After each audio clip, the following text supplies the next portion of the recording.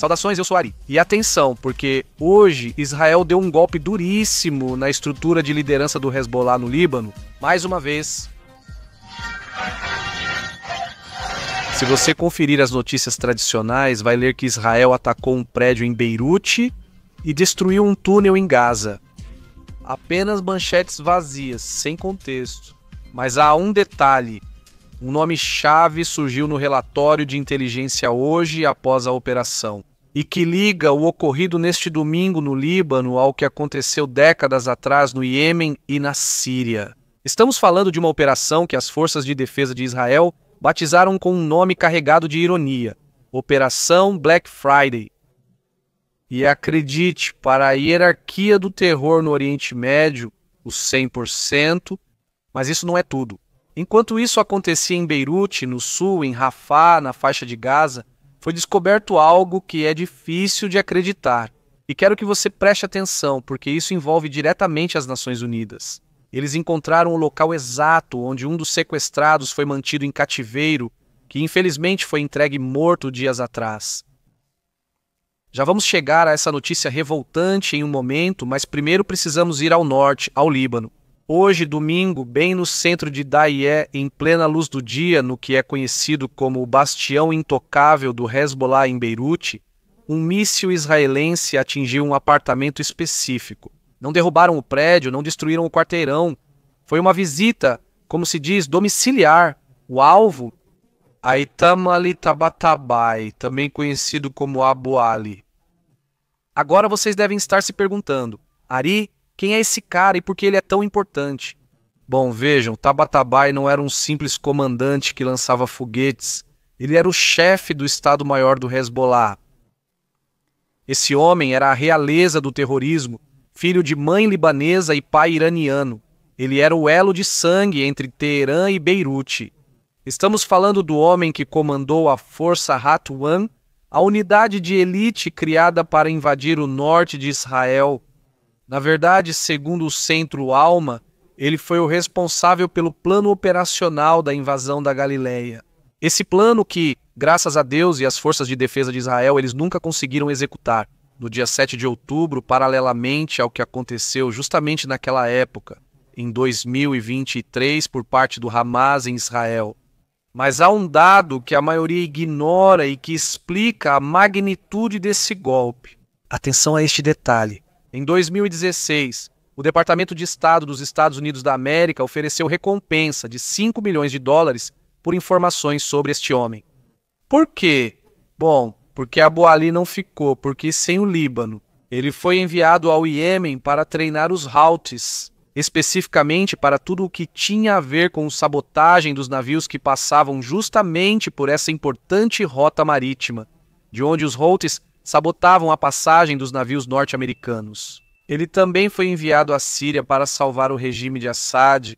Ele era o arquiteto do que se conhece como a exportação da revolução.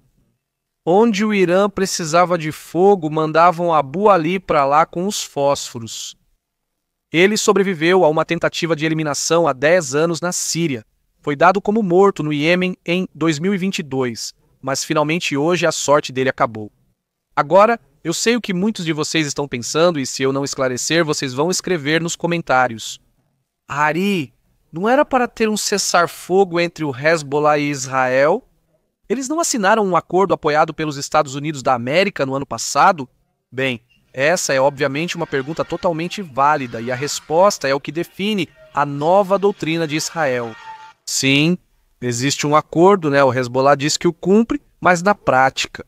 A realidade do terreno é que o Hezbollah está tentando desesperadamente se rearmar e reconstruir sua infraestrutura na fronteira com Israel.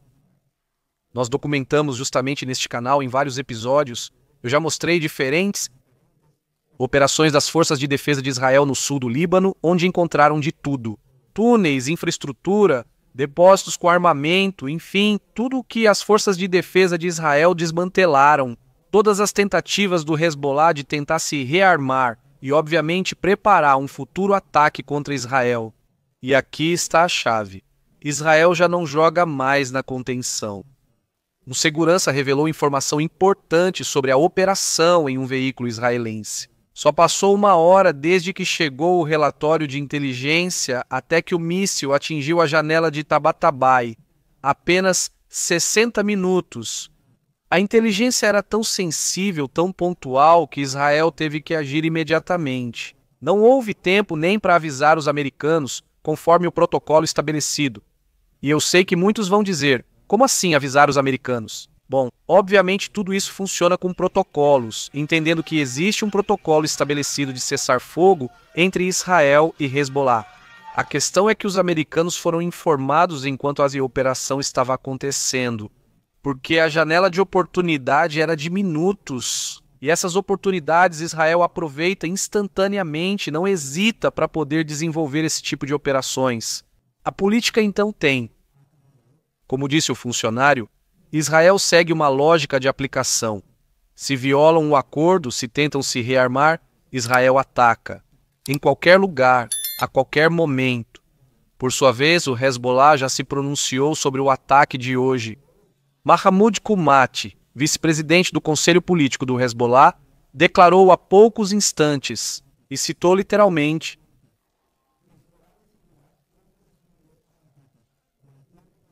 com o inimigo sionista é uma perda de tempo. Como exército, como povo e como movimento de resistência, estamos comprometidos a deter a agressão. O ataque de hoje ultrapassou uma nova linha vermelha.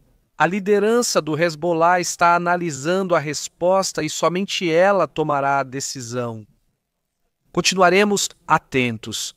Até aqui em Israel, um alerta foi emitido nos meios de comunicação, avisando o norte do país, perto da fronteira com o Líbano, para que fiquem atentos a um possível ataque do Hezbollah contra essa região de Israel. Então, vamos continuar muito atentos e acompanhando de perto como tudo isso vai se desenrolar, agora que as tensões com o Hezbollah voltam a aumentar. E vamos deixar Beirute fumegando e descer para o sul, para Gaza, especificamente para Rafah. Antes, quero te fazer um convite importante. Criei uma nova seção no canal, mini documentários sobre o Hezbollah. Estão realmente muito bons. O público fiel deste canal, você com certeza está me assistindo, já está acostumado com as notícias que eu trago, como as notícias que estou justamente trazendo hoje. Esses vídeos são muito vistos, mas vocês talvez não estejam acostumados com essa série. Talvez vocês imaginem que era uma notícia que não teve repercussão no momento e não viram. Então, convido vocês a assistir a esse novo formato de vídeo. São mini documentários onde são explicadas missões incríveis de Israel. Sério, não tem desperdício. A parte visual e a narração, com certeza, vão parecer muito atraentes para você. No final deste vídeo, você vai encontrar uma miniatura pequena, onde está o último mini documentário em que eu conto como foi o resgate dos 4 sequestrados em Gaza pelas forças especiais de Israel. Um documentário que vale muito a pena assistir. Você vai se impressionar com a maneira tão sofisticada como a inteligência israelense opera?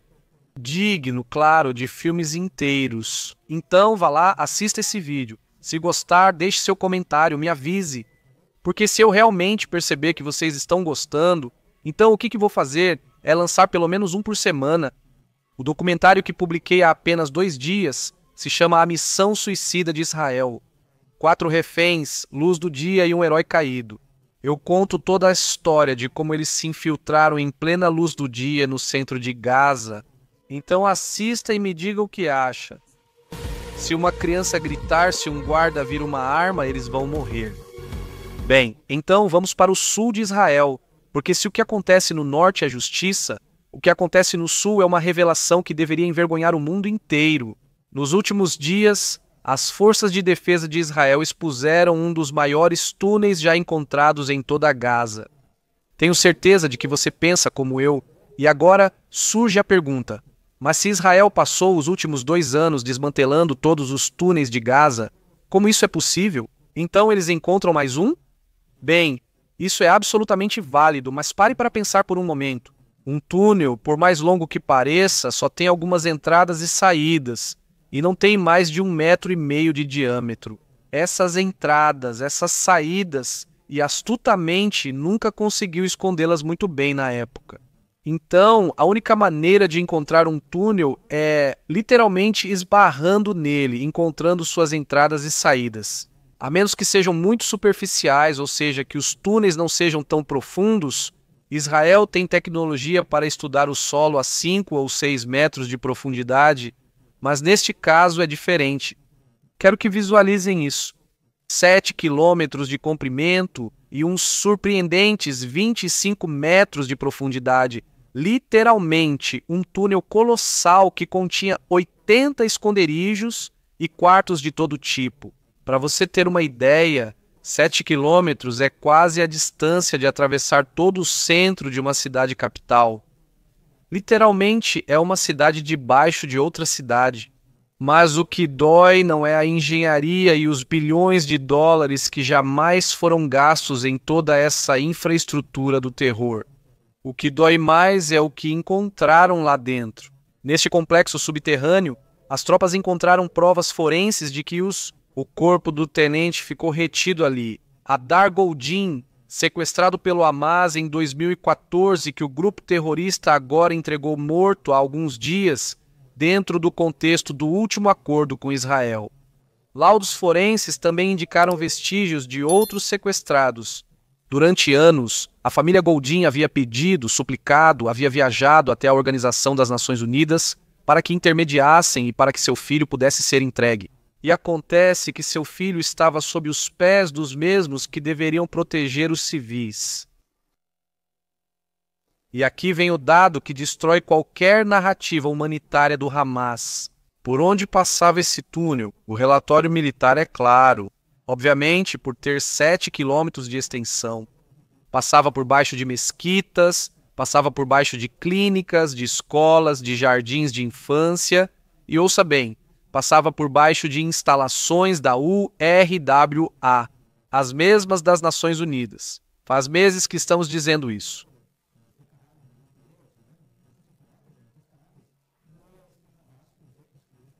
Que é que a infraestrutura internacional em Gaza é a infraestrutura do Hamas. Como se constrói um túnel de 25 metros de profundidade, com quilômetros de extensão, embaixo de uma escola, de clínicas, de escritórios da Organização das Nações Unidas, sem que ninguém ouça as escavadeiras, sem que se vejam os entulhos, sem que ninguém perceba a maquinaria e o pessoal que faz as escavações? Isso é literalmente impossível. A cumplicidade é total. E a situação agora mesmo nesse túnel é de filme. Lembre-se dos 200 terroristas do Hamas presos debaixo da terra em um dos túneis. Já compartilhei isso antes. Estamos falando do mesmo grupo que tem sido alvo de rumores há semanas. Relatos apontavam cerca de 200 terroristas presos na área. A inteligência indica que o núcleo duro seria de cerca de 80, embora algumas fontes falem em 120. É difícil saber exatamente quantos são.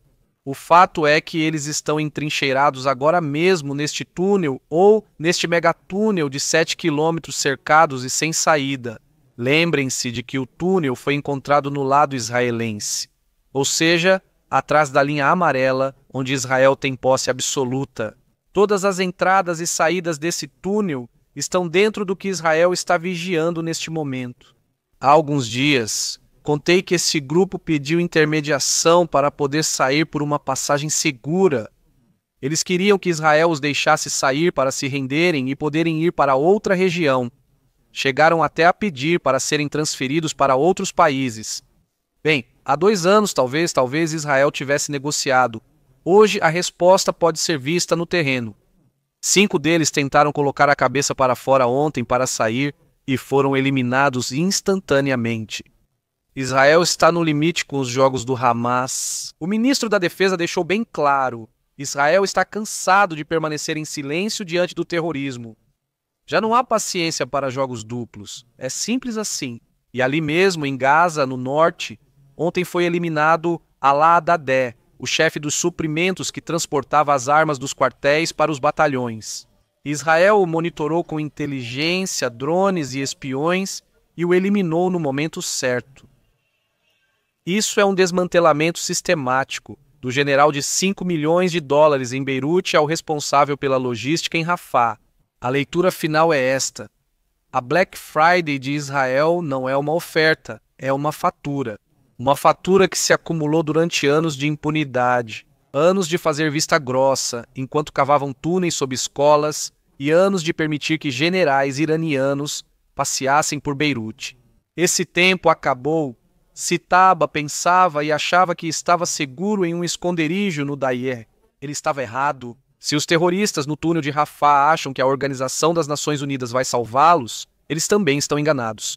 A segurança de Israel já não depende mais de documentos assinados em Genebra ou em Nova York. Depende de inteligência precisa e da vontade de agir nessas janelas de tempo que surgem a qualquer momento. Permita-me fazer um convite muito importante. Se você é daqueles que gosta de ouvir música espiritual, daquela que alimenta a alma enquanto você se troca, cozinha, faz exercícios, trabalha ou apenas como passatempo para recarregar o espírito, eu convido você a dar uma passada no canal Omora Music, Omora com 2M, Omora Music. Ao terminar o vídeo, visite o canal e se inscreva. Você vai gostar, é sério. Se você valoriza essa análise, não saia sem deixar seu like. Inscreva-se no canal e ative o sininho. Até mais!